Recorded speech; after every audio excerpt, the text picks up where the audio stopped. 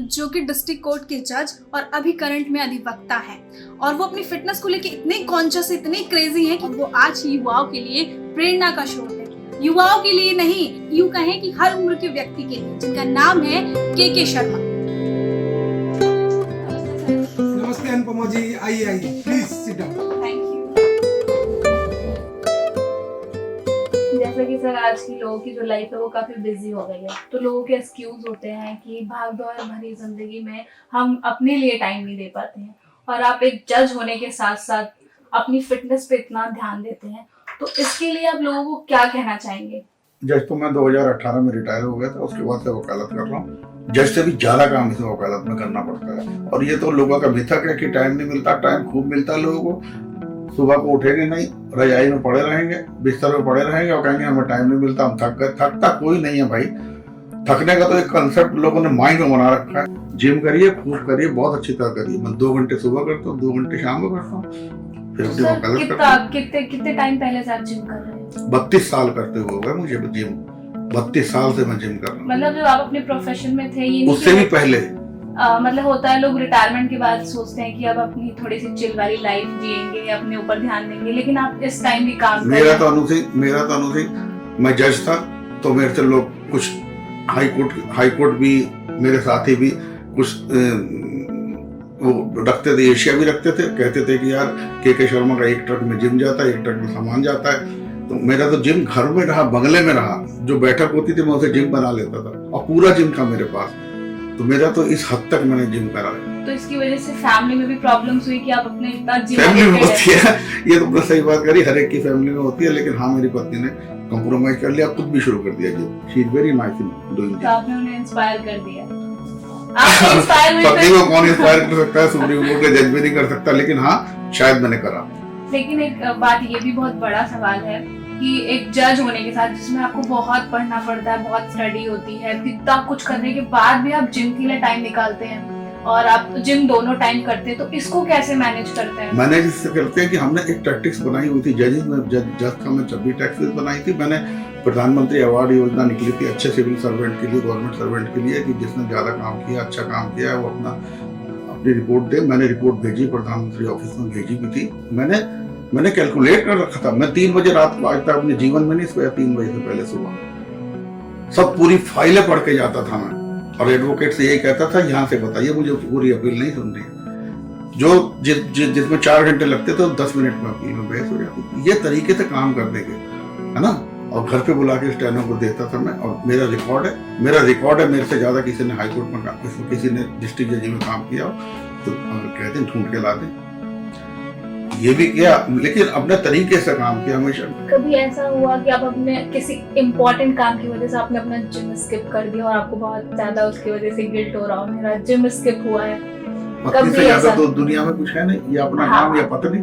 जब पत्नी नाराज हो सकती है कि भाई मुझे वहां जाना था, नहीं जा रहे, तो और इससे ज्यादा क्या हो सकता है। मैंने एक दिन पत्नी ने कहा कि ये जिम है, ये मैं हूँ, इस पे हाथ रख दो दोनों पर। मैंने जिम पे रख दी तो बोली आपका कोई इलाज है ही। इस हद तक जिम का शौक है। और ईमानदारी है जिम का, ईमानदारी। हाँ, वो ईमानदारी इंसान के अंदर होनी चाहिए, तभी आप किसी काम को कर। देखो बेटा अनु सिंह, ईमानदारी, जो आदमी का करेक्टर घर में होगा वही करेक्टर बाहर होगा, वही करेक्टर सर्विस में होगा, वही करेक्टर घर में होगा। ईमानदारी तो ईमानदारी ही होती है। ऐसा नहीं है कि मैं वहाँ पैसे लेता हूँ, रिश्वत लेता हूँ और यहाँ जिम में आके क्या ईमानदार हूँ। ईमानदार तो हर जगह ईमानदारी होगा। ऑनेस्टी हर जगह रिफ्लेक्ट करेगी।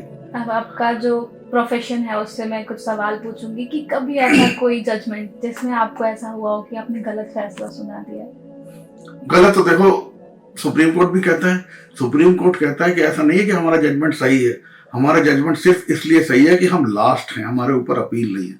तो हर एक से गलती होती है, लेकिन मुझे किसी बात का रियलाइजेशन नहीं कि मैंने कभी गलत किया। अगर हमारी अपनी तरफ से गलत हो गया तो ऊपर सही करने वाले बैठे। आपके बारे में एक और बात सुनी है कि आप दिलीप साहब के बहुत बड़े फैन हैं। हालांकि आप उनका अंश भी आपके अंदर देखने को मिलता है, कहें तो आप उनकी जिंदगी को जीते हैं। तो उनके बारे में मतलब किस चीज ने उनकी कौन सी ऐसी चीज है जिसने आपको इंस्पायर किया? Natural acting. दिलीप साहब से पहले लोग रामलीला की तरह पिक्चरों में काम करते थे। तो आपका एक्टिंग में भी इंटरेस्ट था पहले कभी ऐसा? था, लेकिन हम इतने फाइनेंशियली स्ट्रांग नहीं थे और मम्मी पापा को कुछ पसंद नहीं था और कहते पढ़ो पढ़ो पढ़ो। जब दिलीप साहब को देखा तो वाकई में लगा कि यार एक इंसान है, वो इंसान भी अच्छे थे और एक्टर भी अच्छे थे। तो आप एक तरह से उन्हीं के नक्शे कदम पे मतलब एक्टिंग के मामले में या फिर और बहुत सी चीजें आप उनकी फॉलो करते हैं? सर्टेनली, ईमानदारी भी। बिल्कुल। और सुनो, अपनी पत्नी की ईमानदारी भी जो उनकी थी वो भी मेरे अंदर रिफ्लेक्ट है। पत्नी की ईमानदारी? सायरा बानो साहब से कितना मोहब्बत करते हाँ, थे और सायरा बानो वही हमारे अंदर आइकॉनिक जोड़ी मानी जाती वही है। बॉन्डिंग हमारे अंदर भी है। और एक और चीज कि जैसे कि दिलीप साहब का पॉलिटिकल करियर, तो आपका कभी ऐसा इंटरेस्ट आया कि पॉलिटिक्स ऐसा मतलब होता है ना कि अपने उसको देख के जिनको हम पसंद करते हैं उनकी तरह अपने आप को ढालें, तो कभी ऐसा हुआ कि पॉलिटिक्स में जाए? पॉलिटिक्स में करा और हमने अपनी रिटायरमेंट के बाद पार्टी बनाई थी। उससे पहले मेरी बहन अध्यक्ष थी आजाद भारत कांग्रेस, फिर रिटायरमेंट के तुरंत बाद अगले दिन मैं बन गया था। मैंने पद यात्रा करी 3 महीने की पूरे उत्तर प्रदेश की, लेकिन फिर बाद में देखा भगवान ने जिस काम के लिए तुम्हें धरती भेजा उससे पहले करो, एडवोकेसी करके लोगों की भलाई करो, गरीब लोग हैं उनकी सहायता करो। कुछ पॉलिटिकल माहौल ऐसा हो गया था कि हमने कहा इसमें हम चल नहीं पाएंगे। then I diverted myself और मैं फिर प्रोफेशन में आया। 3 महीने बाद ही रिटायरमेंट। अगर आप दिलीप साहब से कभी मिले, आप तो मिल नहीं सकते, लेकिन अगर मिलते तो उनको ऐसा क्या कहते जो आप उन्हें कहना चाहते, कौन सा मैसेज देना चाहते? अगर किसी के थ्रू आपको उन्हें मैसेज दिलवाना हो? उनके पैरों में गिरते और मैसेज क्या होता है, यही चाहते कि आपको ज्यादा कभी मिले आप? नहीं, कभी नहीं, कभी कोशिश नहीं की आपने कभी नहीं पाया। जब हम पढ़ते उड़ते थे तब भी मिलने की कोशिश नहीं करी, नहीं मिल पाए। और ना मिलना जरूरी नहीं है, जिससे आप प्रेरणा लेते हैं। लेकिन उनको बहुत अच्छा लगता ना कि आप उनके इतने बड़े फैन हैं इस प्रोफेशन में होने के बाद, और जज होने के बावजूद आपके फिल्मों में इतना इंटरेस्ट। और हमारी तो बिटिया कोई औकात ही नहीं थी हम उनसे मिल सके। उनसे तो अच्छे लोग मिलके डिमोरलाइज हो जाते थे। हम तो अपनी औकात ही नहीं समझते थे उनसे मिलने की, अब भी नहीं समझते जिंदा होते तो। लेकिन हाँ, दिलीप साहब भी थे। अभी भी आप फिल्में देखते हैं? तो आपको क्या लगता है कौन सा एक्टर उनकी इस एक्टिंग की उसको आगे लेके जा सकता है? दिलीप साहब को बराबर ना कोई हुआ ना होगा, कोई नहीं हो सकता। फिर मैं अपने वापस सवाल पे आ जाती हूँ कि आप हमारे युवाओं के लिए एक इंस्पिरेशन है, युवाओं के हर उम्र के इंसान के लिए, कि आप अपने प्रोफेशन के साथ साथ आप फिजिकली भी बहुत फिट हैं, तो उनको क्या मैसेज देना चाहेंगे? युवाओं को यही मैसेज दूंगा, जिम ही करिए, बहुत अच्छा जिम, बहुत अच्छा खेल है अपनी बॉडी को तंदुरुस्त रखने के लिए। हाँ, खर्चा तो है, महंगा स्पोर्ट्स है जिम। और जिम मैंने बैडमिंटन भी खेला, क्रिकेट भी खेला, बट ये डिसिप्लिन है और खर्चा तो है थोड़ा, लेकिन जिम पूरी बॉडी को आपके फिट रखता है। और आज की जो जनरेशन है वो बहुत डिप्रेशन में जा रही है, तो उनके लिए तो अपने आप को फिजिकली मेंटली फिट रखना बहुत जरूरी है, और आप इस एज में अपने आप को रख रहे हैं, बहुत बड़ी बात है। और इसके आगे तो कोई बात ही नहीं है कि आप अपने ऊपर ध्यान दें, क्योंकि सेल्फ केयर बहुत जरूरी है। क्यों जा रही है? हमारे बुजुर्ग कहते थे, और तुमने भी सुना होगा, कि लोगों ने चादर से बाहर पैर निकाल रखे हैं। इस वजह से लोग टेंशन में हैं। मेरे पास कार भी हो किश्तों पे, मेरे पास घर भी किश्तों पे हो। जब 1 तारीख को तनख्वाह लेके जाता है, कहाँ लेके जाता है? कार की किश्त देनी है, घर की किश्त देनी है, वॉशिंग मशीन की किश्त देनी है। अपने आप टेंशन में ला रखे हैं लोग, है नहीं, होना नहीं चाहिए टेंशन में। बहुत गरीब लोग खुश है, झोंपड़ी वाले भी खुश हैं। हम अपने आप को टेंशन में ला रखे हैं, बिला वजह ला रखे हैं टेंशन, चादर से बहर पार पसा रहे हैं बस। हाँ, सोशल मीडिया पे आप नहीं हैं, बाकी जो दुनिया वर्चुअली है आप उसके बारे में बिल्कुल अवेयर है ही नहीं, तो एक ये भी वजह हो सकती है आपके मेंटली फिट रहने की, क्योंकि जो आज का टाइम है वो हो गया वर्चुअल। सोशल मीडिया की वजह से लोग और ज्यादा परेशान होने लगे, एक दूसरे को देख के मतलब ये होता है कि सामने वाले के पास ये चीज है तो मेरे पास भी होनी चाहिए, और की चाह एक दूसरे को देख के बढ़ गई है। आप सोशल मीडिया पे नहीं है तो आपका जो मेंटली जो अपना बैलेंस करके चीजों को रखते हैं, जैसे आपके कोई जज हैं, दोस्त हैं, उनको देख के ऐसा होता है इनके पास ये है तो मेरे पास भी होनी चाहिए, ऐसी चीजें। बच्चों ने पढ़ना छोड़ दिया, पुरानी किताबें, हमारे पूर्वज टाइप की किताबें नहीं है, महान लोगों को पढ़ते नहीं है, कंप्यूटर खोलते हैं। गांधी जी पे एक सवाल आया तो कंप्यूटर खोला, नेट पे देख लिया। उनका इतिहास पढ़िए, जवाहरलाल नेहरू का इतिहास पढ़िए, पुराने लोग का इतिहास पढ़िए, हमारे पूर्वज पढ़िए। किताबें पुरानी वो सब बंद हो चुकी है इस वजह से।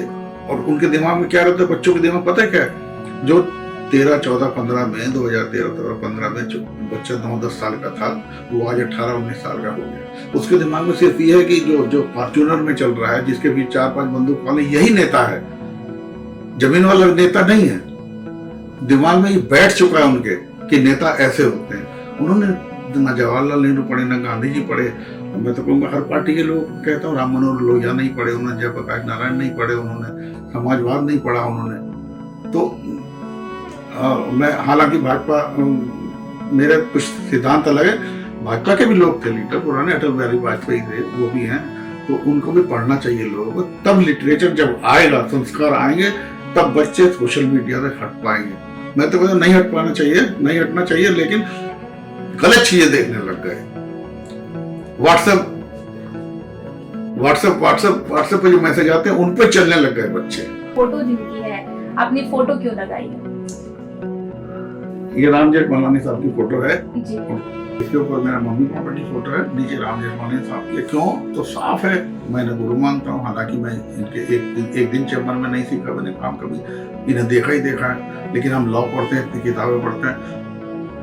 इनसे ऊपर क्रिमिनल लॉ का ना कोई एडवोकेट हुआ ना होगा, आगे भी नहीं होगा। इनसे दिल से मैं अपना गुरु मानता हूँ। आप ज्यादा नहीं मिले, एक दो बार ही नहीं मिले, लेकिन इनके आर्गुमेंट हमने देखे, टीवी में इन्हें देखा, पॉलिटिकल कैरियर इनका देखा मैंने, इनकी अप्रोच देखी हर फील्ड में, पॉलिटिक्स में भी, और राज्यसभा के मेंबर है, तब इन्हें बोलते देखा टीवी पे, मैं इनका बिल्कुल गुलाम हो गया। सर, हम अभी आपके गुलाम हैं, तो चलते हैं आपके जिम एरिया में और वहाँ पे आपके वेलकम बैक। जिम के चीजों के बारे में जानते हैं।